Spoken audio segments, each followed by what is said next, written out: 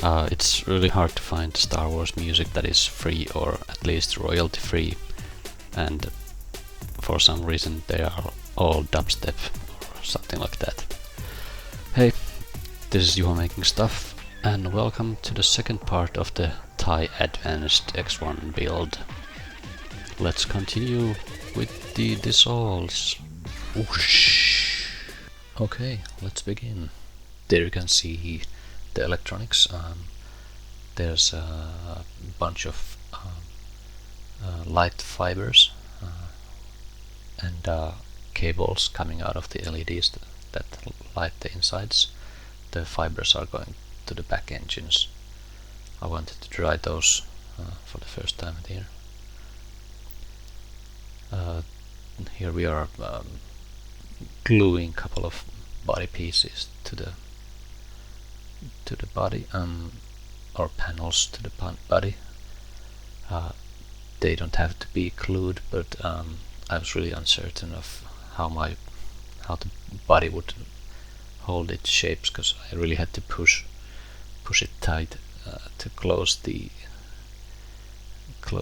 seam, because of all these extra stuff going inside the body.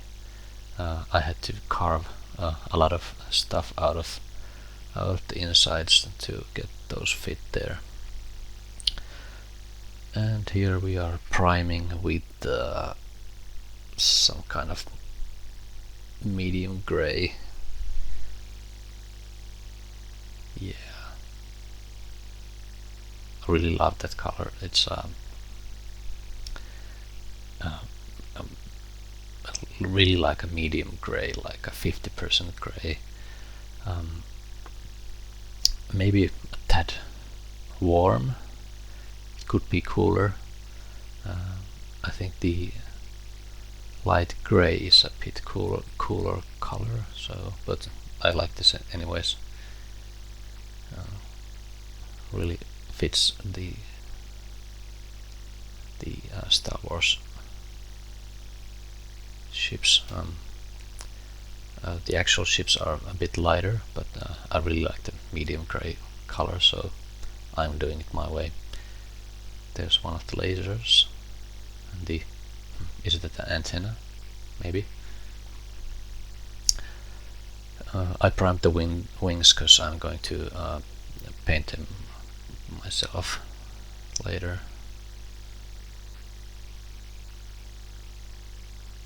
And here we are going with the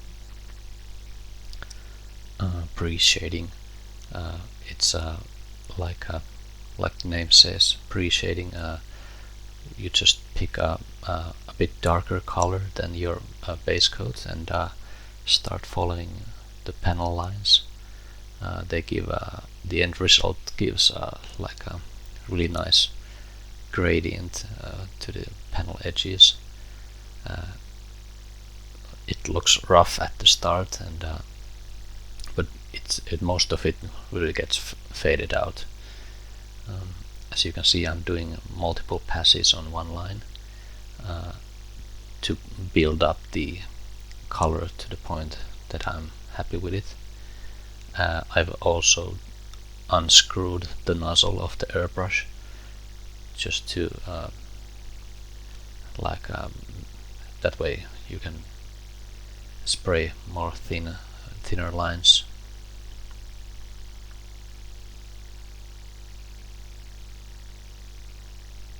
Just touching all the pieces. And here's the body. Sorry about that, guys. Most of the body pre-shading is watching my hand, and the actual body is out of focus.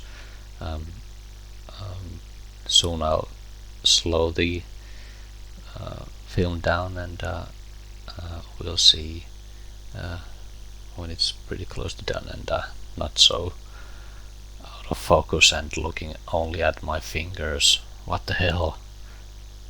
I was concentrating too hard. Come on, focus. There we go. So quite small panels in this ship. but this is the fun part. I'm taking my time to carefully trying to follow the lines. I had some troubles with my airbrush.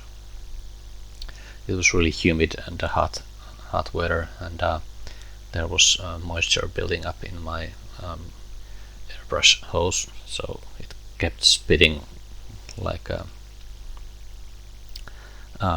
water droplets.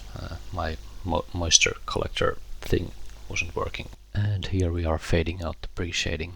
I mixed a lighter shade of gray with a touch of blue to give it like a gray-blue tint to the ship.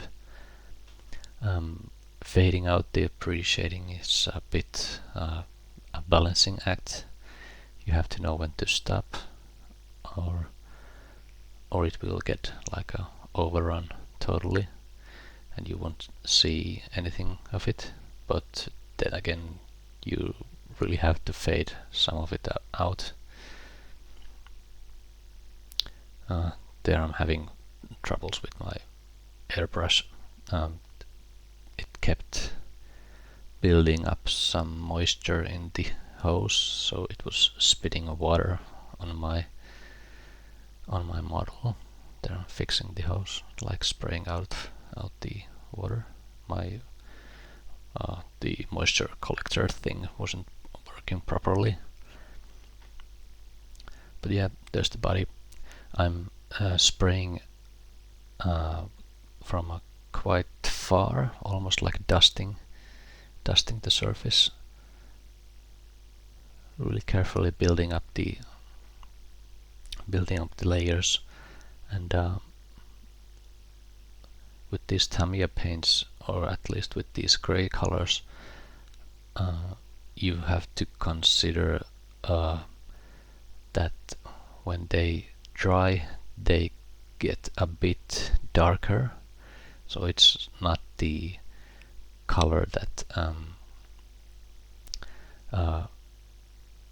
is what it looks like when it's first sprayed. So that's why I'm doing quite a few layers to it, and waiting for it to dry.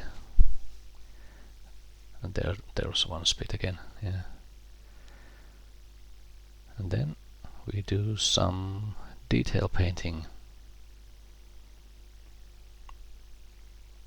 mixing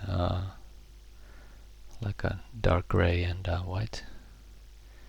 That's the cockpit, like I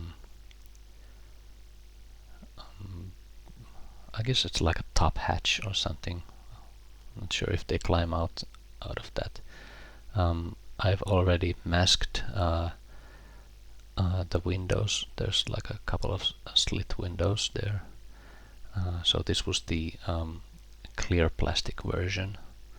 I first tried to do the like a clear parts so that there would be windows, but ended up taking them out because they weren't looking that good. The Bandai provides also like a windowless option, so there's just the frames, and I ended up using that, and it's so much better looking.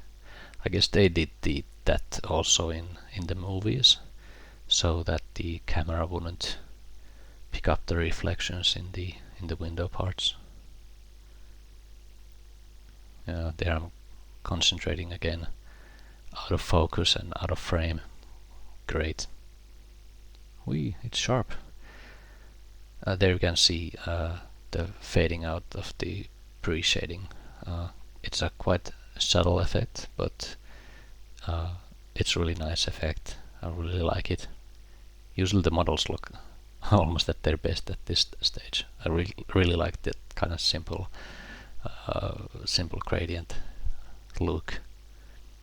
Maybe I should stop there.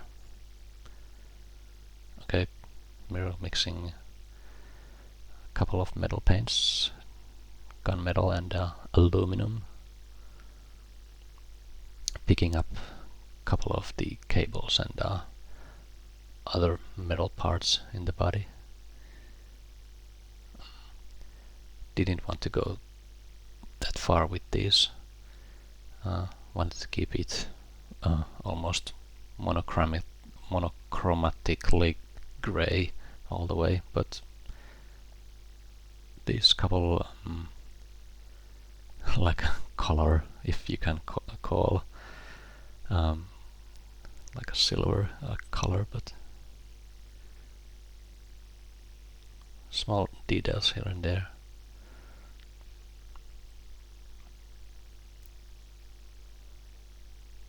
I'm not sure what that is. Looks like a fan, but I ended up doing it in metal. These are the attachment parts to the inside of the wings that the body is attached. They're really great in detail. Really lovely model.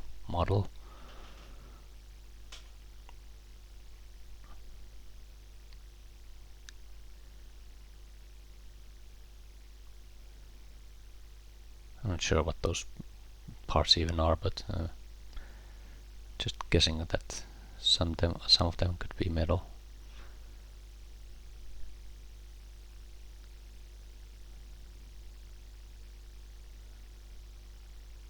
But yeah, we are getting close to the end of this episode.